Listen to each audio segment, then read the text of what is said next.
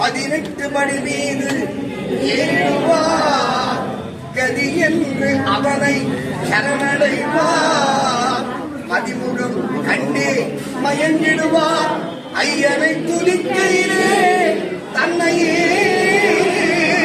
மறந்திடுவார். சபரிமலைக்கு கல்லும் முள்ளும் சுவாமி